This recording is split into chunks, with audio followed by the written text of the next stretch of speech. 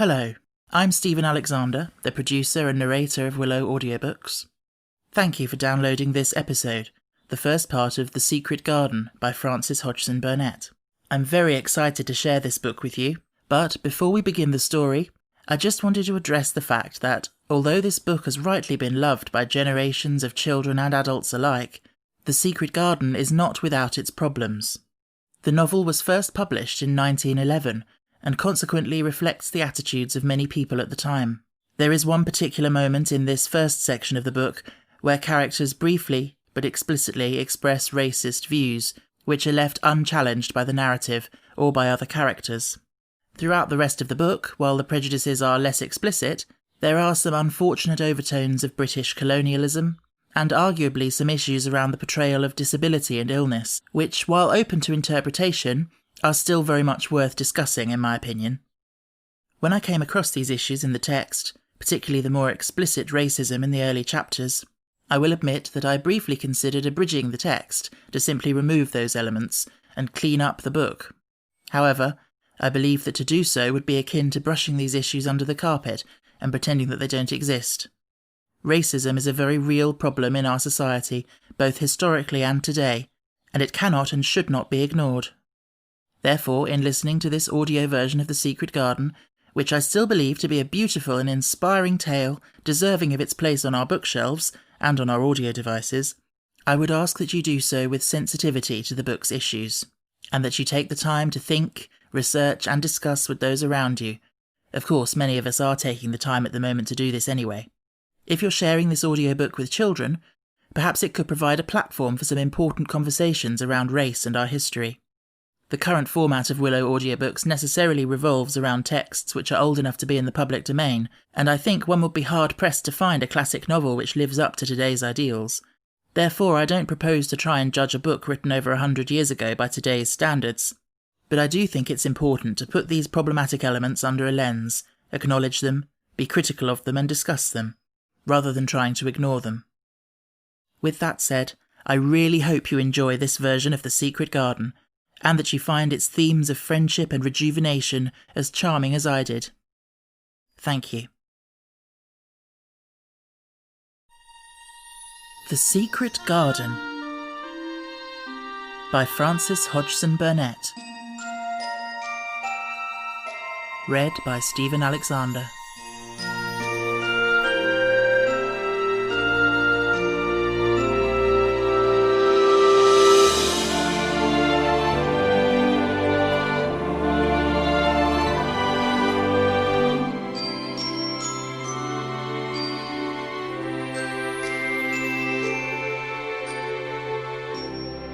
Chapter 1. There is no one left.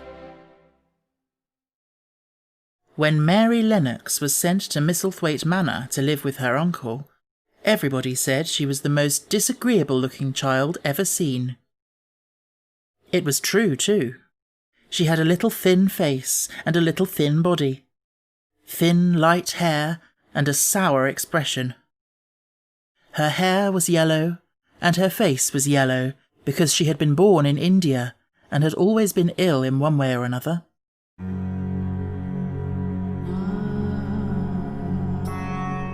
Her father had held a position under the English government and had always been busy and ill himself, and her mother had been a great beauty who cared only to go to parties and amuse herself with gay people. She had not wanted a little girl at all, and when Mary was born, she handed her over to the care of an ayah who was made to understand that if she wished to please the Memsahib, she must keep the child out of sight as much as possible. So when she was a sickly, fretful, ugly little baby, she was kept out of the way, and when she became a sickly, fretful, toddling thing, she was kept out of the way also. She never remembered seeing familiarly anything but the dark faces of her ayah and the other native servants, and as they always obeyed her and gave her her own way in everything, because the Memsahib would be angry if she was disturbed by her crying, by the time she was 6 years old, she was as tyrannical and selfish a little pig as ever lived. The young English governess who came to teach her to read and write disliked her so much that she gave up her place in 3 months, and when other governesses came to try and fill it, they always went away in a shorter time than the first one. So if Mary had not chosen really to want to know how to read books, she would never have learnt her letters at all. One frightfully hot morning, when she was about 9 years old, she awakened feeling very cross, and she became crosser still when she saw that the servant who stood by her bedside was not her ayah. "Why did you come?" she said to the strange woman. "I will not let you stay. Send my ayah to me." The woman looked frightened, but she only stammered that the ayah could not come. And when Mary threw herself into a passion and beat and kicked her, she looked only more frightened and repeated that it was not possible for the ayah to come to Missy Sahib. There was something mysterious in the air that morning. Nothing was done in its regular order, and several of the native servants seemed missing, while those whom Mary saw slunk or hurried about with ashy and scared faces. But no one would tell her anything, and her ayah did not come. She was actually left alone as the morning went on, and at last wandered out into the garden and began to play by herself under a tree near the veranda.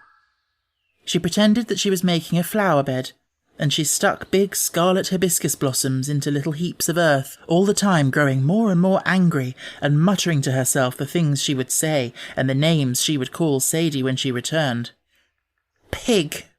Daughter of pigs!" she said, because to call a native a pig is the worst insult of all. She was grinding her teeth and saying this over and over again when she heard her mother come out on the veranda with someone.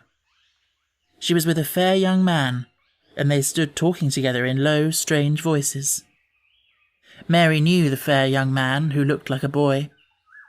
She had heard that he was a very young officer who had just come from England. The child stared at him, but she stared most at her mother.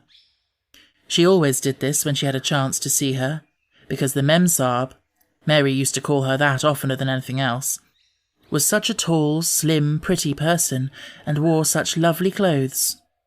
Her hair was like curly silk, and she had a delicate little nose which seemed to be disdaining things, and she had large, laughing eyes. All her clothes were thin and floating, and Mary said they were full of lace. They looked fuller of lace than ever this morning, but her eyes were not laughing at all. They were large and scared, and lifted imploringly to the fair boy officer's face. "Is it so very bad?" "Oh, is it?" Mary heard her say. "Awfully," the young man answered in a trembling voice. "Awfully, Mrs. Lennox. You ought to have gone to the hills 2 weeks ago." The Memsahib wrung her hands. "Oh, I know I ought," she cried. "I only stayed to go to that silly dinner party. What a fool I was." At that very moment, such a loud sound of wailing broke out from the servants' quarters that she clutched the young man's arm, and Mary stood shivering from head to foot. The wailing grew wilder and wilder. "What is it? What is it?" Mrs. Lennox gasped. "Someone has died," answered the boy officer. "You did not say it had broken out among your servants." "I did not know," the Memsahib cried. "Come with me! Come with me!" And she turned and ran into the house. After that, appalling things happened, and the mysteriousness of the morning was explained to Mary. The cholera had broken out in its most fatal form, and people were dying like flies. The ayah had been taken ill in the night, and it was because she had just died that the servants had wailed in the huts. Before the next day, 3 other servants were dead, and others had run away in terror. There was panic on every side, and dying people in all the bungalows. During the confusion and bewilderment of the second day, Mary hid herself in the nursery, and was forgotten by everyone. Nobody thought of her, nobody wanted her, and strange things happened of which she knew nothing. Mary alternately cried and slept through the hours. She only knew that people were ill, and that she heard mysterious and frightening sounds. Once she crept into the dining room and found it empty, though a partly finished meal was on the table, and chairs and plates looked as if they had been hastily pushed back when the diners rose suddenly for some reason. The child ate some fruit and biscuits, and being thirsty she drank a glass of wine which stood nearly filled. It was sweet, and she did not know how strong it was. Very soon it made her intensely drowsy, and she went back to her nursery and shut herself in again, frightened by cries she heard in the huts and by the hurrying sound of feet. The wine made her so sleepy that she could scarcely keep her eyes open, and she lay down on her bed and knew nothing more for a long time. Many things happened during the hours in which she slept so heavily, but she was not disturbed by the wails and the sound of things being carried in and out of the bungalow. When she awakened, she lay and stared at the wall. The house was perfectly still. She had never known it to be so silent before. She heard neither voices nor footsteps, and wondered if everybody had got well of the cholera and all the trouble was over. She wondered also who would take care of her now her ayah was dead. There would be a new ayah, and perhaps she would know some new stories. Mary had been rather tired of the old ones. She did not cry because her nurse had died. She was not an affectionate child, and had never cared much for anyone. The noise and hurrying about and wailing over the cholera had frightened her, and she had been angry because no one seemed to remember that she was alive. Everyone was too panic-stricken to think of a little girl no one was fond of. When people had the cholera, it seemed that they remembered nothing but themselves. But if everyone had got well again, surely someone would remember her and come to look for her. But no one came, and as she lay waiting, the house seemed to grow more and more silent. She heard something rustling on the matting, and when she looked down, she saw a little snake gliding along and watching her with eyes like jewels. She was not frightened, because he was a harmless little thing who would not hurt her, and he seemed in a hurry to get out of the room. He slipped under the door as she watched him. "How queer and quiet it is," she said. "It sounds as if there was no one in the bungalow but me and the snake." Almost the next minute, she heard voices in the compound, and then on the veranda. They were men's footsteps, and the men entered the bungalow and talked in low voices. No one went to meet or speak to them, and they seemed to open doors and look into rooms. "What desolation!" she heard one voice say. "That pretty, pretty woman. I suppose the child, too. I heard there was a child, though no one ever saw her." Mary was standing in the middle of the nursery when they opened the door a few minutes later. She looked an ugly, cross little thing, and was frowning because she was beginning to be hungry and feel disgracefully neglected. The first man who came in was a large officer she had once seen talking to her father. He looked tired and troubled, but when he saw her he was so startled that he almost jumped back. "Barney!" he cried out. "There is a child here! A child alone! In a place like this! Mercy on us, who is she?" "I am Mary Lennox," the little girl said, drawing herself up stiffly. She thought the man was very rude to call her father's bungalow a place like this. "I fell asleep when everyone had the cholera, and I have only just wakened up. Why does nobody come?" "It is the child no one ever saw," exclaimed the man, turning to his companions. "She has actually been forgotten." "Why was I forgotten?" Mary said, stamping her foot. "Why does nobody come?" The young man, whose name was Barney, looked at her very sadly. Mary even thought she saw him wink his eyes as if to wink tears away. "Poor little kid," he said. "There is nobody left to come."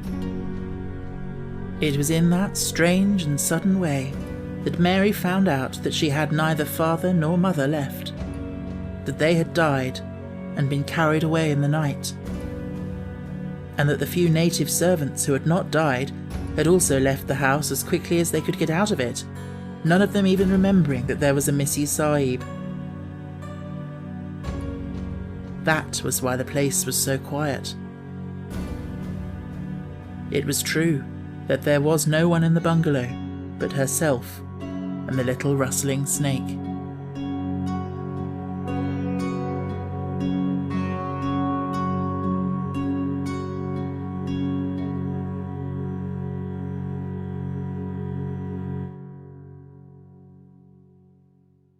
Chapter 2. Mistress Mary, quite contrary. Mary had liked to look at her mother from a distance, as she had thought her very pretty, but as she knew very little of her, she could scarcely have been expected to love her or to miss her very much when she was gone. She did not miss her at all, in fact, and as she was a self-absorbed child, she gave her entire thought to herself, as she had always done. If she had been older, she would no doubt have been very anxious at being left alone in the world, but she was very young, and as she had always been taken care of, she supposed she always would be. What she thought was that she would like to know if she was going to nice people who would be polite to her and give her her own way as her ayah and the other native servants had done. She knew that she was not going to stay at the English clergyman's house where she was taken at first. She did not want to stay. The English clergyman was poor, and he had 5 children all nearly the same age, and they wore shabby clothes and were always quarrelling and snatching toys from each other. Mary hated their untidy bungalow, and was so disagreeable to them that after the first day or two nobody would play with her. By the second day they had given her a nickname, which made her furious. It was Basil who thought of it first.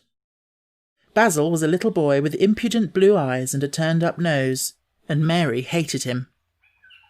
She was playing by herself under a tree, just as she had been playing the day the cholera broke out. She was making heaps of earth and paths for a garden, and Basil came and stood near to watch her. Presently he got rather interested, and suddenly made a suggestion. "Why don't you put a heap of stones there and pretend it is a rockery?" he said. "There in the middle," and he leaned over her to point. "Go away!" cried Mary. "I don't want boys. Go away!" For a moment Basil looked angry, and then he began to tease. He was always teasing his sisters. He danced round and round her and made faces and sang and laughed. "Mistress Mary, quite contrary, how does your garden grow? With silver bells and cockle shells, and marigolds all in a row." He sang it until the other children heard and laughed too, and the crosser Mary got, the more they sang Mistress Mary quite contrary. And after that, as long as she stayed with them, they called her Mistress Mary quite contrary when they spoke of her to each other, and often when they spoke to her. "You are going to be sent home," Basil said to her, at the end of the week, "and we're glad of it." "I am glad of it too," answered Mary. "Where is home?" "She doesn't know where home is," said Basil, with 7-year-old scorn. "It's England, of course. Our grandmamma lives there, and our sister Mabel was sent to her last year. You are not going to your grandmamma. You have none. You are going to your uncle. His name is Mr. Archibald Craven." "I don't know anything about him," snapped Mary. "I know you don't," Basil answered. "You don't know anything. Girls never do. I heard father and mother talking about him. He lives in a great big desolate old house in the country, and no one goes near him. He's so cross he won't let them, and they wouldn't come if he would let them. He's a hunchback, and he's horrid." "I don't believe you," said Mary, and she turned her back and stuck her fingers in her ears because she would not listen any more. But she thought over it a great deal afterward, and when Mrs. Crawford told her that night that she was going to sail away to England in a few days, and going to her uncle, Mr. Archibald Craven, who lived at Misselthwaite Manor, she looked so stony and stubbornly uninterested that they did not know what to think about her. They tried to be kind to her, but she only turned her face away when Mrs. Crawford attempted to kiss her, and held herself stiffly when Mr. Crawford patted her shoulder. "She is such a plain child," Mrs. Crawford said pityingly afterward, "and her mother was such a pretty creature. She had a very pretty manner too, and Mary has the most unattractive ways I ever saw in a child.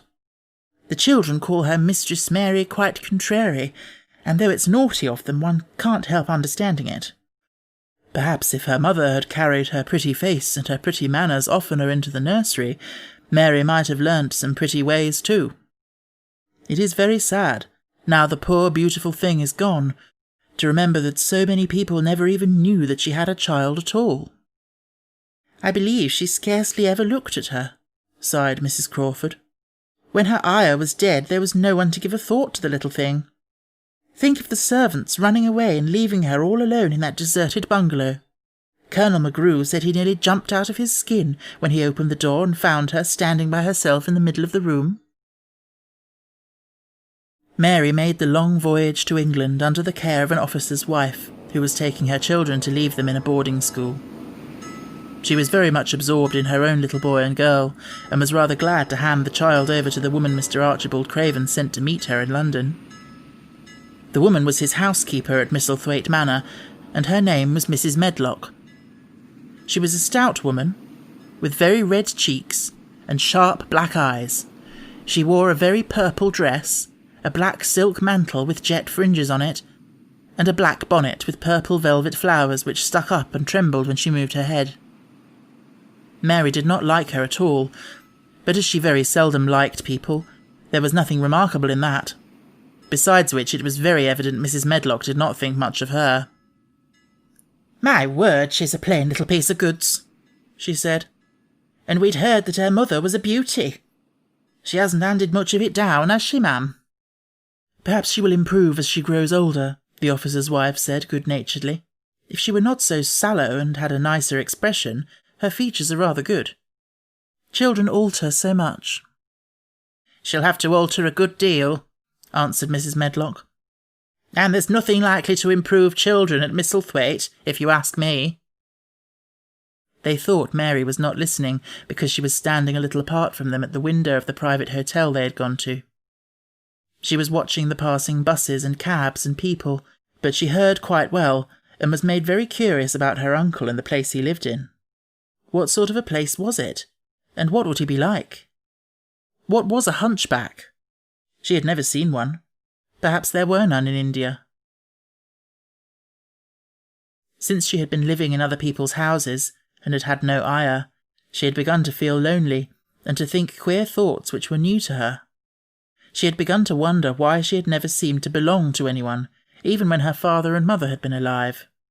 Other children seemed to belong to their fathers and mothers, but she had never seemed to really be anyone's little girl. She had had servants and food and clothes, but no one had taken any notice of her. She did not know that this was because she was a disagreeable child, but then, of course, she did not know she was disagreeable. She often thought that other people were, but she did not know that she was so herself. She thought Mrs. Medlock the most disagreeable person she had ever seen, with her common highly coloured face and her common fine bonnet. When the next day they set out on their journey to Yorkshire, she went through the station to the railway carriage with her head up and trying to keep as far away from her as she could, because she did not want to seem to belong to her. It would have made her very angry to think people imagined she was her little girl. But Mrs. Medlock was not in the least disturbed by her and her thoughts. She was the kind of woman who would stand no nonsense from young ones. At least that is what she would have said if she'd been asked. She had not wanted to go to London just when her sister Maria's daughter was going to be married. But she had a comfortable, well-paid place as housekeeper at Misselthwaite Manor, and the only way in which she could keep it was to do at once what Mr. Archibald Craven told her to do. She never dared even to ask a question. Captain Lennox and his wife died of the cholera, Mr. Craven had said in his short, cold way. Captain Lennox was my wife's brother, and I am their daughter's guardian. The child is to be brought here. You must go to London and bring her yourself." So she packed her small trunk and made the journey. Mary sat in her corner of the railway carriage and looked plain and fretful. She had nothing to read or to look at, and she had folded her thin little black-gloved hands in her lap. Her black dress made her look yellower than ever, and her limp light hair straggled from under her black crape hat. "A more marred-looking young one I never saw in my life," Mrs. Medlock thought. Marred is a Yorkshire word and means spoiled and pettish. She had never seen a child who sat so still without doing anything, and at last she got tired of watching her, and began to talk in a brisk, hard voice. "I suppose I may as well tell you something about where you're going to," she said. "Do you know anything about your uncle?" "No," said Mary. "Never heard your father and mother talk about him?" "No," said Mary, frowning. She frowned because she remembered that her father and mother had never talked to her about anything in particular. Certainly they had never told her things. "Humph," muttered Mrs. Medlock, staring at her queer, unresponsive little face. She did not say any more for a few moments, and then she began again. "I suppose you might as well be told something, to prepare you. You are going to a queer place." Mary said nothing at all, and Mrs. Medlock looked rather discomfited by her apparent indifference, but after taking a breath, she went on. "Not but that it's a grand big place in a gloomy way, and Mr. Craven's proud of it, in his way, and that's gloomy enough too. The house is 600 years old, and it's on the edge of the moor, and there's near 100 rooms in it, though most of them's shut up and locked. And there's pictures and fine old furniture and things that's been there for ages. And there's a big park round it, and gardens and trees with branches trailing to the ground, some of them." She paused and took another breath. "But there's nothing else," she ended suddenly. Mary had begun to listen in spite of herself. It all sounded so unlike India, and anything new rather attracted her. But she did not intend to look as if she were interested. That was one of her unhappy, disagreeable ways. So she sat still. "Well," said Mrs. Medlock, "what do you think of it?" "Nothing," she answered. "I know nothing about such places." That made Mrs. Medlock laugh a short sort of laugh. "Eee," she said, "but you are like an old woman. Don't you care?" "It doesn't matter," said Mary, "whether I care or not." "You are right enough there," said Mrs. Medlock. "It doesn't. What you're to be kept at Misselthwaite Manor for, I don't know, unless because it's the easiest way. He's not going to trouble himself about you, that's sure and certain. He never troubles himself about no one." She stopped herself, as if she had just remembered something in time. "He's got a crooked back," she said. "That set him wrong. He was a sour young man, and got no good of all his money in big place till he was married." Mary's eyes turned towards her, in spite of her intention not to seem to care. She had never thought of the hunchback's being married, and she was a trifle surprised. Mrs. Medlock saw this, and as she was a talkative woman, she continued with more interest. This was one way of passing some of the time, at any rate. "She was a sweet, pretty thing, and he'd have walked the world over to get her a blade of grass she wanted. Nobody thought she'd marry him, but she did, and people said she married him for his money. But she didn't. She didn't, positively. When she died..." Mary gave a little involuntary jump. "Oh, did she die?" she exclaimed, quite without meaning to. She had just remembered a French fairy story she had once read, called Riquet à la Houppe. It had been about a poor hunchback and a beautiful princess, and it had made her suddenly sorry for Mr. Archibald Craven. "Yes, she died," Mrs. Medlock answered, "and it made him queerer than ever. He cares about nobody. He won't see people.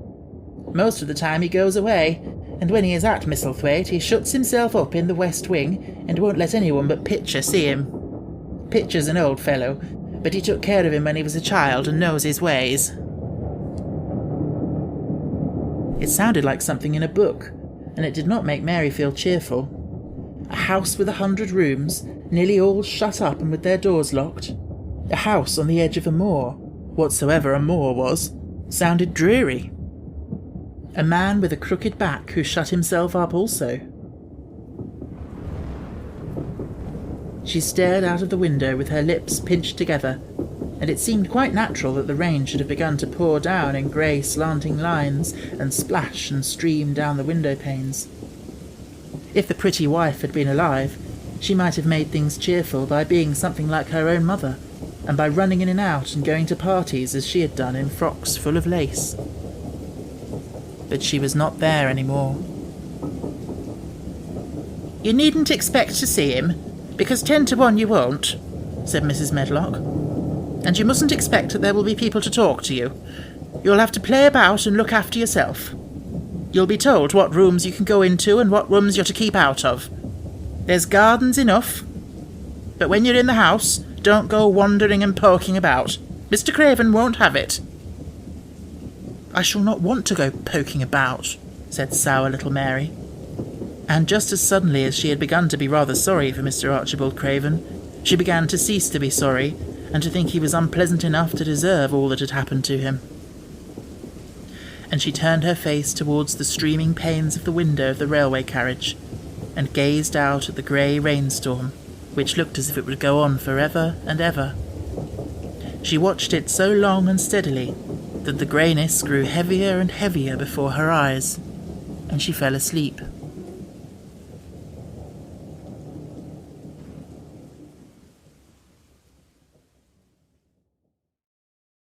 Chapter 3. Across the Moor. She slept a long time, and when she awakened, Mrs. Medlock had bought a lunch basket at one of the stations, and they had some chicken and cold beef and bread and butter and some hot tea. The rain seemed to be streaming down more heavily than ever, and everybody in the station wore wet and glistening waterproofs.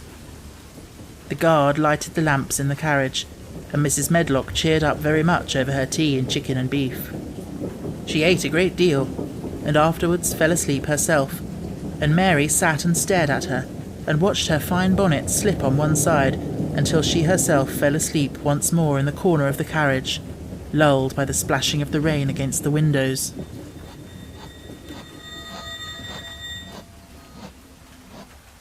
It was quite dark when she awakened again. The train had stopped at a station, and Mrs. Medlock was shaking her. "You have had a sleep," she said. "It's time to open your eyes. We're at Thwaite Station, and we've got a long drive before us." Mary stood up and tried to keep her eyes open while Mrs. Medlock collected her parcels.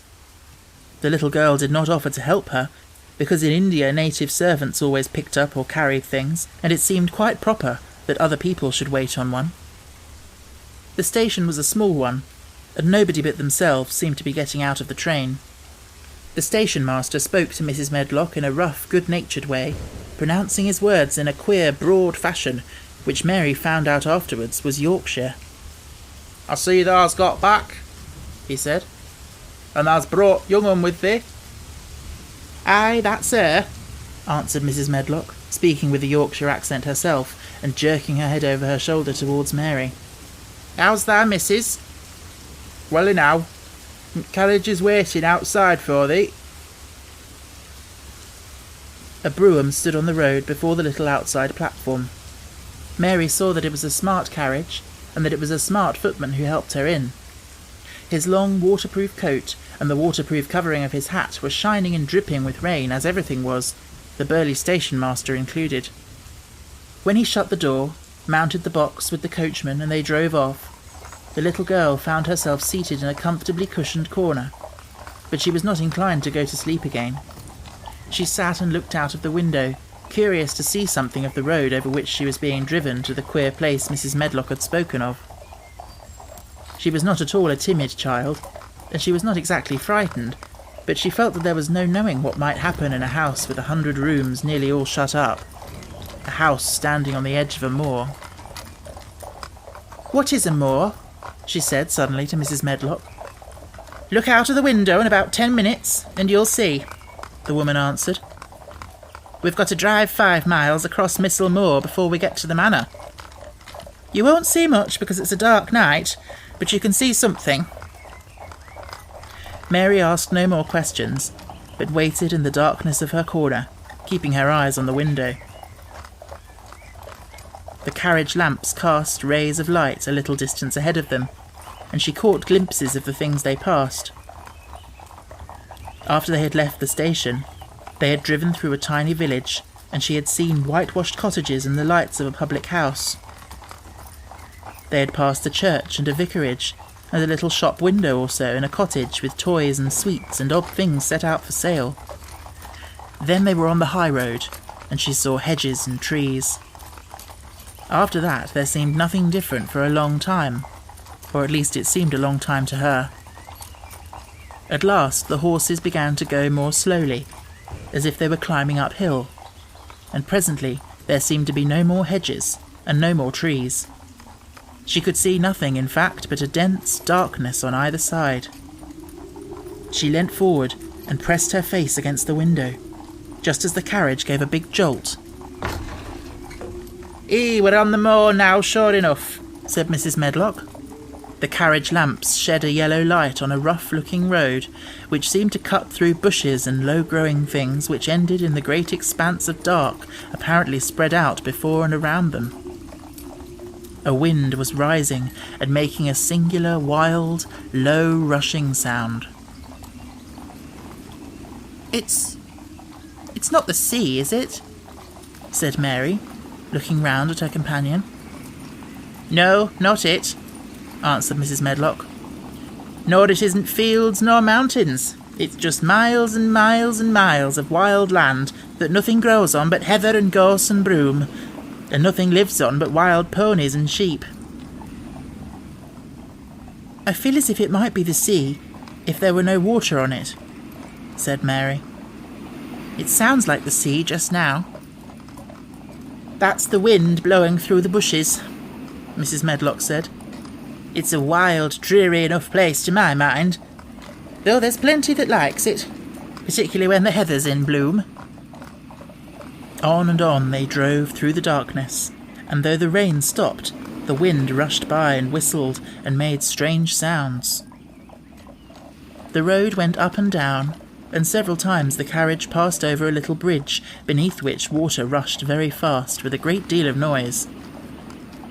Mary felt as if the drive would never come to an end, and that the wide, bleak moor was a wide expanse of black ocean through which she was passing on a strip of dry land. "I don't like it," she said to herself. "I don't like it," and she pinched her thin lips more tightly together. The horses were climbing up a hilly piece of road when she first caught sight of a light.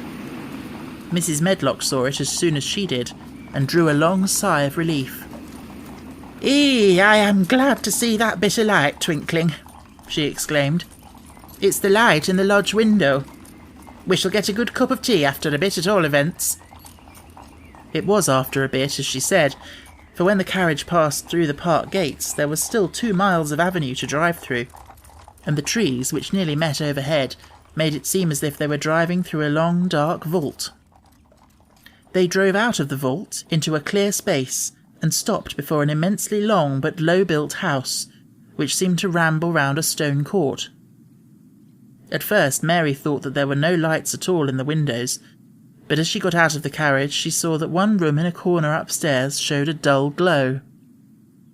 The entrance door was a huge one, made of massive, curiously shaped panels of oak, studded with big iron nails and bound with great iron bars. It opened into an enormous hall, which was so dimly lighted that the faces in the portraits on the walls and the figures in the suits of armour made Mary feel that she did not want to look at them. As she stood on the stone floor, she looked a very small, odd little black figure, and she felt as small and lost and odd as she looked. A neat, thin old man stood near the manservant who opened the door for them. "You are to take her to her room," he said in a husky voice. "He doesn't want to see her. He's going to London in the morning."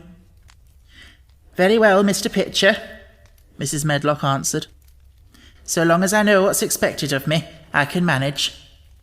"What's expected of you, Mrs. Medlock," Mr. Pitcher said, "is that you make sure he's not disturbed and that he doesn't see what he doesn't want to see." And then Mary Lennox was led up a broad staircase and down a long corridor and up a short flight of steps and through another corridor and another, until a door opened in a wall, and she found herself in a room with a fire in it and a supper on a table. Mrs. Medlock said unceremoniously, "Well, here you are. This room and the next are where you'll live, and you must keep to them. Don't you forget that." It was in this way Mistress Mary arrived at Misselthwaite Manor, and she had perhaps never felt quite so contrary in all her life.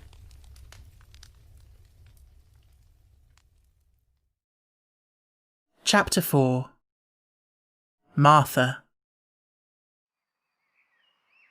When she opened her eyes in the morning, it was because a young housemaid had come into her room to light the fire, and was kneeling on the hearthrug raking out the cinders noisily. Mary lay and watched her for a few moments, and then began to look about the room. She had never seen a room at all like it, and thought it curious and gloomy. The walls were covered with tapestry with a forest scene embroidered on it. There were fantastically dressed people under the trees, and in the distance there was a glimpse of the turrets of a castle. There were hunters and horses and dogs and ladies. Mary felt as if she were in the forest with them. Out of a deep window she could see a great climbing stretch of land, which seemed to have no trees on it, and to look rather like an endless, dull, purplish sea. "What is that?" she said, pointing out of the window. Martha, the young housemaid, who had just risen to her feet, looked and pointed also. "That there?" she said. "Yes." "That's Moor," with a good-natured grin. "Does thou like it?" "No," answered Mary. "I hate it." "That's because thou'rt not used to it," Martha said, going back to her hearth. "Thou thinks it's too big and bare now, but thou will like it." "Do you?" inquired Mary. "Aye, that I do," answered Martha, cheerfully polishing away at the grate. "I just love it. It's none bare. It's covered with growing things as smells sweet. It's fair lovely in spring and summer when gorse and broom and heather's in flower. It smells o' honey, and there's such a lot of fresh air, and sky looks so high, and bees and skylarks make such a nice noise, humming and singing. I wouldn't live away from Moor for anything." Mary listened to her with a grave, puzzled expression. The native servants she had been used to in India were not in the least like this. They were obsequious and servile, and did not presume to talk to their masters as if they were their equals. They made salams and called them protector of the poor, and names of that sort. Indian servants were commanded to do things, not asked. It was not the custom to say please and thank you, and Mary had always slapped her ayah in the face when she was angry. She wondered a little what this girl would do if one slapped her in the face. She was a round, rosy, good-natured-looking creature, but she had a sturdy way which made Mistress Mary wonder if she might not even slap back, if the person who slapped her was only a little girl. "You are a strange servant," she said from her pillows, rather haughtily. Martha sat up on her heels with her blacking-brush in her hand, and laughed, without seeming the least out of temper. "I know that," she said.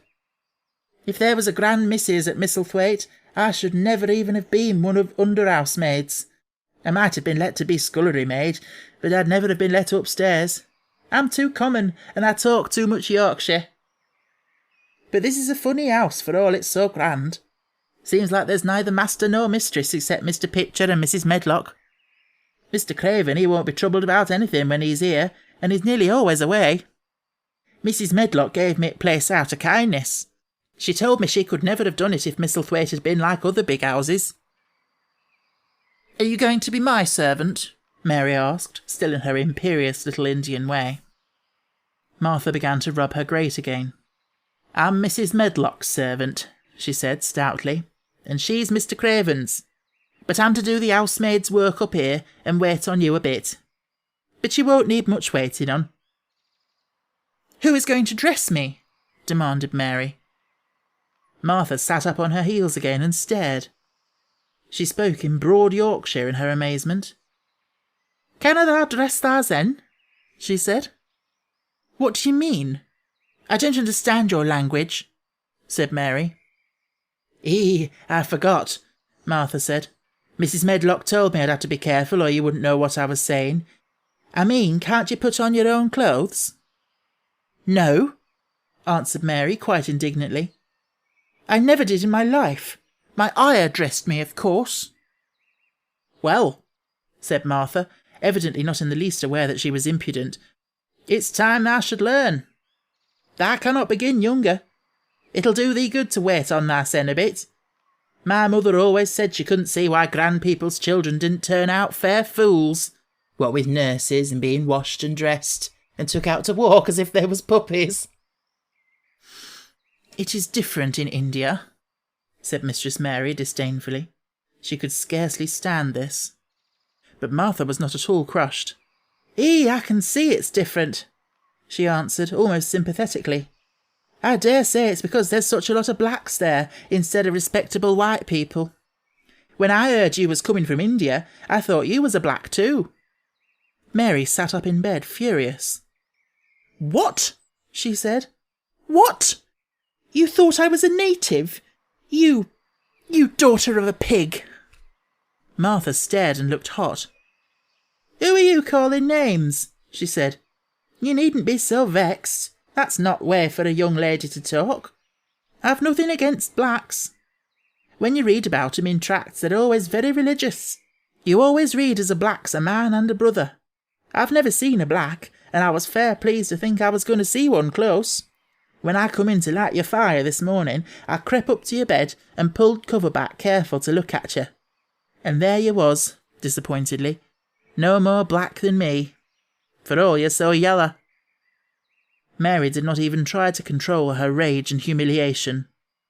You thought I was a native? You dared? You don't know anything about natives. They are not people. They're servants who must salaam to you. You know nothing about India. You know nothing about anything. She was in such a rage and felt so hopeless before the girl's simple stare, and somehow she suddenly felt so horribly lonely and far away from everything she understood and which understood her, that she threw herself face downward on the pillows and burst into passionate sobbing. She sobbed so unrestrainedly that good-natured Yorkshire Martha was a little frightened and quite sorry for her. She went to the bed and bent over her. You mustn't cry like that there, she begged. You mustn't for sure. I didn't know you'd be vexed. I don't know anything about anything, just like you said. I beg your pardon, miss. Do stop crying. There was something comforting and really friendly in her queer Yorkshire speech and sturdy way, which had a good effect on Mary. She gradually ceased crying and became quiet. Martha looked relieved. It's time for thee to get up now, she said. Mrs. Medlock said I was to carry thy breakfast and tea and dinner into the room next to this. It's been made into a nursery for thee. I'll help thee on with thy clothes if thou'll get out of bed. If buttons are at back, thou cannot button them up thyself. When Mary at last decided to get up, the clothes Martha took from the wardrobe were not the ones she had worn when she had arrived the night before with Mrs. Medlock. Those are not mine, she said. Mine are black. She looked the thick white wool coat and dress over, and added with cool approval, Those are nicer than mine. These are ones thou must put on, Martha answered. Mr. Craven ordered Mrs. Medlock to get 'em in London. He said, I won't have a child dressed in black wandering about like a lost soul, he said. It'd make the place sadder than it is. Put colour on her. Mother said she knew what he meant. Mother always knows what a body means. She doesn't hold with black herself. I hate black things, said Mary. The dressing process was one which taught them both something. Martha had buttoned up her little sisters and brothers, but she had never seen a child who stood still and waited for another person to do things for her as if she had neither hands nor feet of her own. "Why doesn't thou put on thy own shoes?" she said when Mary quietly held out her foot. "My ayah did it," answered Mary, staring. It was the custom. She said that very often. It was the custom. The native servants were always saying it. If one told them to do a thing their ancestors had not done for 1,000 years, they gazed at one mildly and said, "It is not the custom," and one knew that that was the end of the matter. It had not been the custom that Mistress Mary should do anything but stand and allow herself to be dressed like a doll. But before she was ready for breakfast, she began to suspect that her life at Misselthwaite Manor would end by teaching her a number of things quite new to her. Things such as putting on her own shoes and stockings, and picking up things she let fall.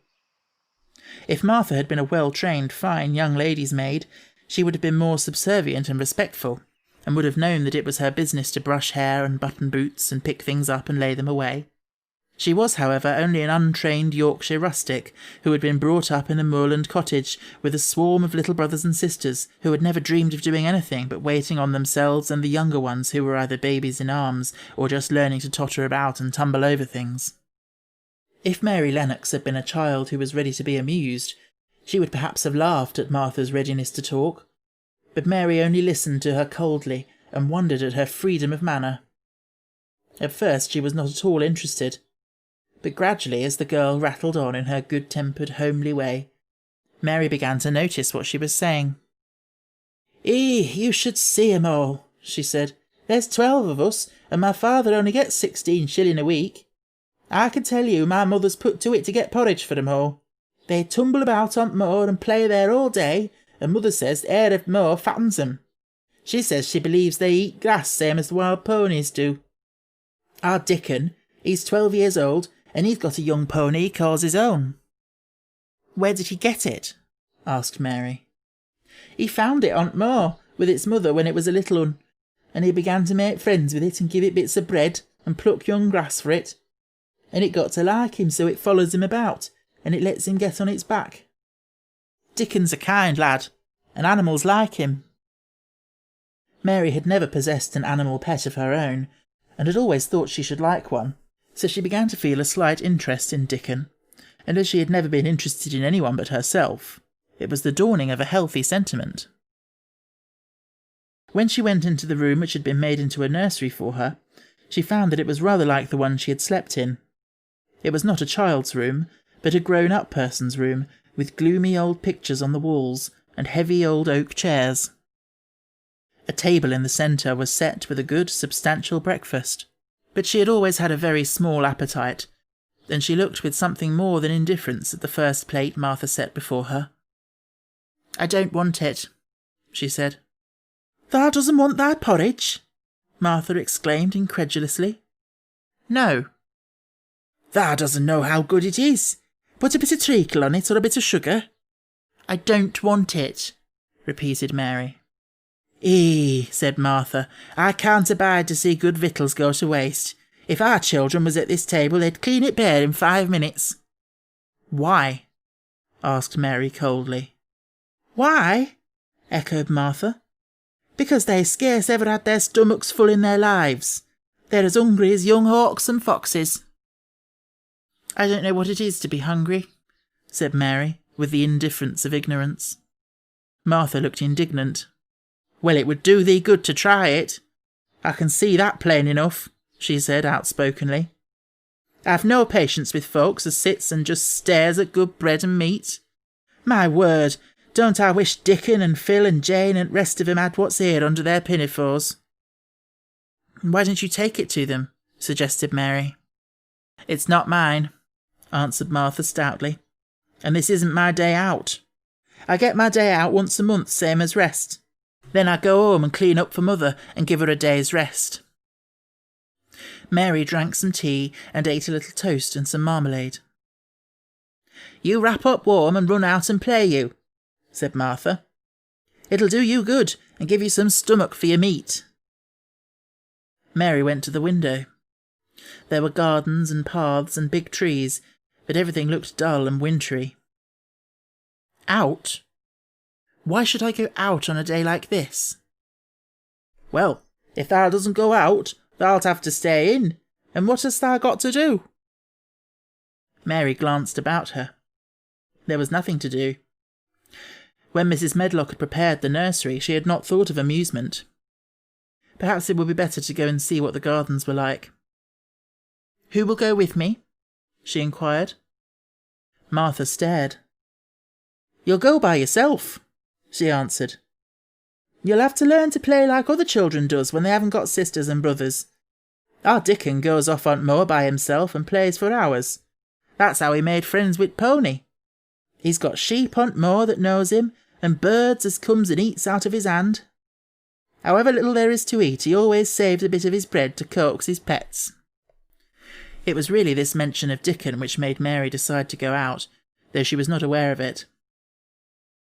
There would be birds outside, though there would not be ponies or sheep.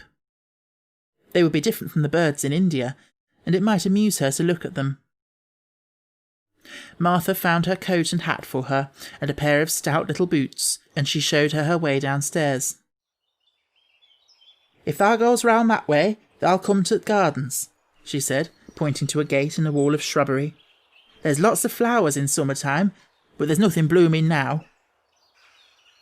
She seemed to hesitate a second before she added, "Wunnock Gardens is locked up. No one has been in it for 10 years. "Why?" asked Mary in spite of herself. Here was another locked door that added to the 100 in the strange house. "Mr. Craven had it shut when his wife died so sudden. He won't let no one go inside. It was her garden. He locked the door and dug a hole and buried the key. Oh, there's Mrs. Medlock's bell ringing. I must run." After she was gone, Mary turned down the walk which led to the door in the shrubbery. She could not help thinking about the garden which no one had been into for 10 years. She wondered what it would look like, and whether there were any flowers still alive in it. When she had passed through the shrubbery gate, she found herself in great gardens with wide lawns and winding walks with clipped borders.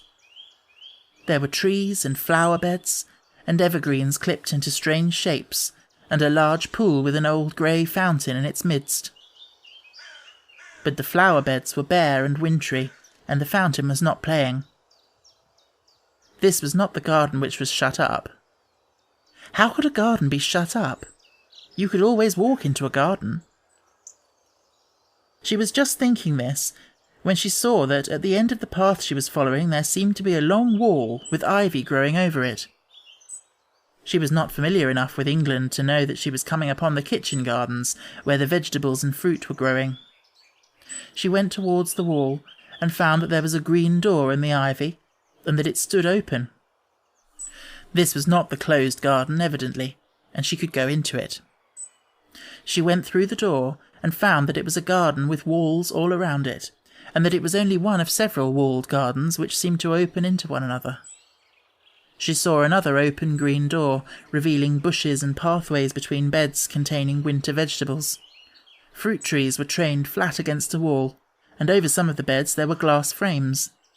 The place was bare and ugly enough, Mary thought, as she stood and stared about her. It might be nicer in summer when things were green, but there was nothing pretty about it now. Presently an old man with a spade over his shoulder walked through the door leading from the second garden. He looked startled when he saw Mary, and then touched his cap. He had a surly old face, and did not seem at all pleased to see her.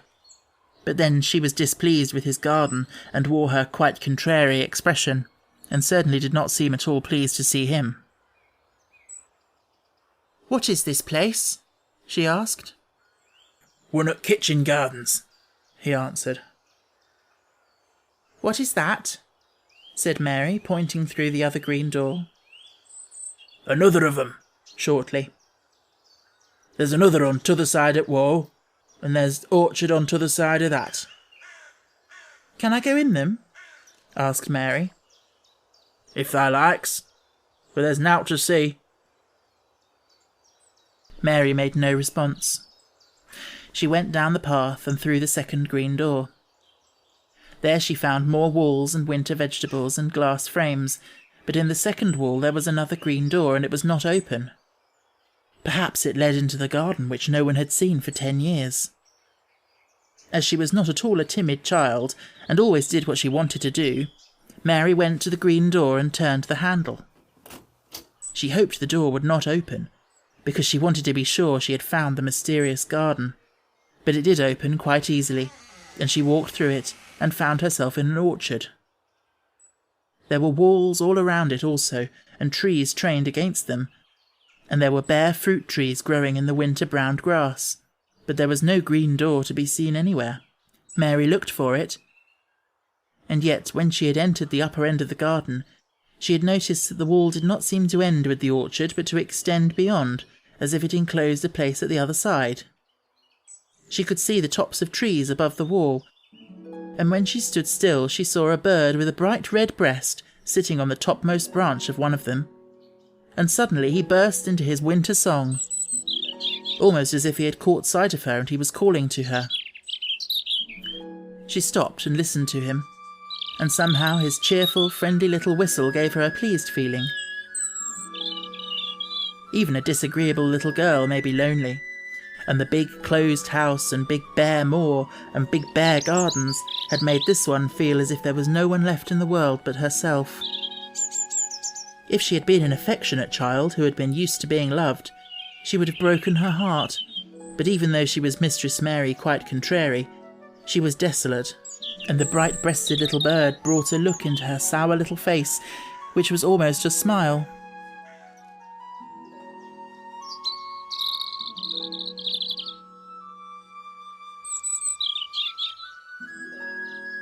She listened to him until he flew away.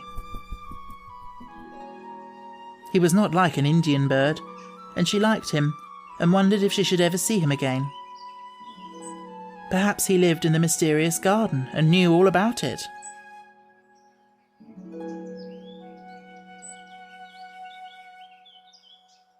Perhaps it was because she had nothing whatever to do that she thought so much of the deserted garden. She was curious about it and wanted to see what it was like. Why had Mr. Archibald Craven buried the key? If he had liked his wife so much, why did he hate her garden? She wondered if she should ever see him, but she knew that if she did, she should not like him, and he would not like her, and that she should only stand and stare at him and say nothing, though she should be wanting dreadfully to ask him why he had done such a queer thing. People never like me, and I never like people, she thought. And I never can talk as the Crawford children could. They were always talking and laughing and making noises. She thought of the robin and of the way he seemed to sing his song at her, and as she remembered the tree-top he perched on, she stopped rather suddenly on the path. I believe that tree was in the secret garden. I feel sure it was, she said. There was a wall round the place and there was no door. She walked back into the first kitchen garden she had entered and found the old man digging there. She went and stood beside him and watched him a few moments in her cold little way. He took no notice of her, and so at last she spoke to him. I have been into the other gardens, she said. There was nothing to prevent thee, he answered crustily. I went into the orchard. There was no dog at door to bite thee, he answered. There was no door there into the other garden, said Mary. What garden? He said in a rough voice, stopping his digging for a moment. The one on the other side of the wall, answered Mistress Mary. There were trees there. I saw the tops of them. A bird with a red breast was sitting on one of them, and he sang. To her surprise, the surly old weather-beaten face actually changed its expression. A slow smile spread over it, and the gardener looked quite different. It made her think that it was curious how much nicer a person looked when he smiled. She had not thought of it before. He turned about to the orchard side of his garden and began to whistle, a low, soft whistle, She could not understand how such a surly man could make such a coaxing sound. Almost the next moment, a wonderful thing happened. She heard a soft little rushing flight through the air, and it was the bird with the red breast flying to them, and he actually alighted on the big clod of earth quite near to the gardener's foot. "Here he is," chuckled the old man, and then he spoke to the bird as if he was speaking to a child. "Where hast thou been, thou cheeky little beggar?" he said. "I've not seen thee before today. Hast thou begun thy courting this early in season? Thou'rt too forward." The bird put his tiny head on one side and looked up at him with his soft, bright eye, which was like a black dewdrop. He seemed quite familiar and not the least afraid. He hopped about and pecked the earth briskly, looking for seeds and insects. It actually gave Mary a queer feeling in her heart, because he was so pretty and cheerful and seemed so like a person. He had a tiny plump body and a delicate beak and slender delicate legs. "Will he always come when you call him?" she asked, almost in a whisper. "Aye, that he will. I've knowed him ever since he was a fledgling. He come out at nest into the garden, and when first he flew over at wall, he was too weak to fly back for a few days, and we got friendly. When he went over at wall again, rest at brood was gone, and he was lonely, and he came back to me." "What kind of a bird is he?" Mary asked. "Doesn't thou know? He's a robin redbreast, and they're friendliest, curiousest birds alive. They're almost as friendly as dogs, if you know how to get on with them. Watch him pecking about there and looking round at us now and again. He knows we're talking about him." It was the queerest thing in the world to see the old fellow. He looked at the plump little scarlet waistcoated bird as if he were both proud and fond of him. "He's a conceited one," he chuckled. "He likes to hear folk talk about him. And curious. Bless me, there never was his like for curiosity and meddling. He's always coming to see what I'm planting. He knows all things Mr. Craven never troubles himself to find out. He's head gardener, he is." The robin hopped about, busily pecking the soil, and now and then stopped and looked at them a little. Mary thought his black dewdrop eyes gazed at her with great curiosity. It really seemed as if he were finding out all about her. The queer feeling in her heart increased. "Where did the rest of the brood fly to?" she asked. "There's no knowing. The old ones turn 'em out of their nest and make 'em fly, and they're scattered before you know it. This one was a knowing one, and he knew he was lonely." Mistress Mary went a step nearer to the robin and looked at him very hard. "I'm lonely," she said. She had not known before that this was one of the things which made her feel sour and cross. She seemed to find it out when the robin looked at her and she looked at the robin. The old gardener pushed his cap back on his bald head and stared at her a minute. "Art thou little wench from India?" he asked. Mary nodded. "Then no wonder thou art lonely. Thou'lt be lonelier before thou's done," he said. He began to dig again, driving his spade deep into the rich black garden soil, while the robin hopped about, very busily employed. "What is your name?" Mary inquired. He stood up to answer her. "Ben Weatherstaff," he answered, and then he added with a surly chuckle, "I'm lonely myself, except when he's with me," and he jerked his thumb towards the robin. "He's the only friend I've got."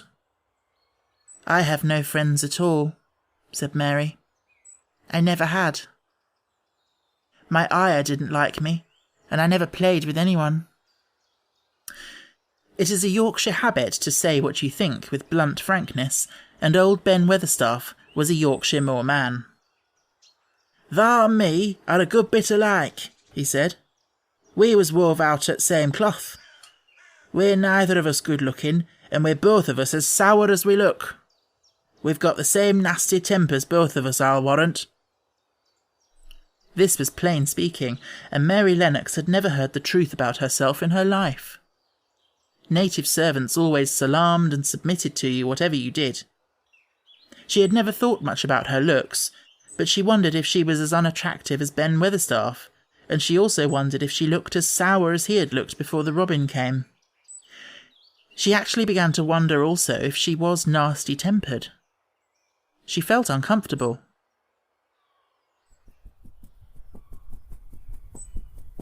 Suddenly a clear, rippling little sound broke out near her, and she turned around. She was standing a few feet from a young apple tree, and the robin had flown onto one of its branches and had burst out into a scrap of a song. Ben Weatherstaff laughed outright. "What did he do that for?" asked Mary. "He's made up his mind to make friends with thee," replied Ben.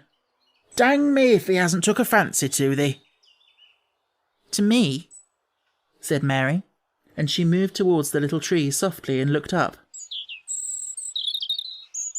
"Would you make friends with me?" she said to the robin, just as if she were speaking to a person. "Would you?" And she did not say it in either her hard little voice or in her imperious Indian voice, but in a tone so soft and eager and coaxing that Ben Weatherstaff was as surprised as she had been when she heard him whistle.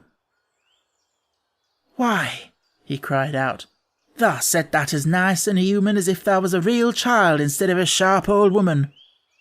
Thou said it almost like Dickon talks to his wild things on Moor." "Do you know Dickon?" Mary asked, turning round rather in a hurry. "Everybody knows him. Dickon's wandering about everywhere. Very blackberries and heatherbells knows him. I warrant foxes shows him where their cubs lies, and skylarks doesn't hide their nests from him." Mary would have liked to ask some more questions. She was almost as curious about Dickon as she was about the deserted garden. But just at that moment the robin, who had ended his song, gave a little shake of his wings, spread them and flew away. He had made his visit, and had other things to do. "He has flown over the wall," Mary cried out, watching him. "He has flown into the orchard.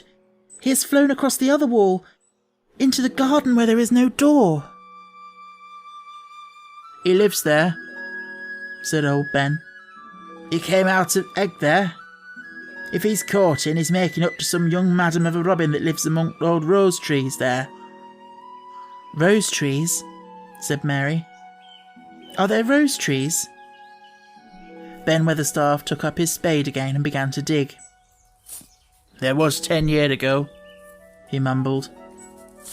"I should like to see them," said Mary. "Where is the green door? There must be a door somewhere." Ben drove his spade deep and looked as uncompanionable as he had looked when she first saw him. "There was 10 years ago, but there isn't now," he said. "No door?" cried Mary. "There must be." "None as anyone can find, and none as is anyone's business. Don't be a meddlesome wench and poke your nose when it's no cause to go. Here, I must go on with my work. Get your gun and play you. I've no more time." And he actually stopped digging, threw his spade over his shoulder, and walked off, without even glancing at her, or saying goodbye.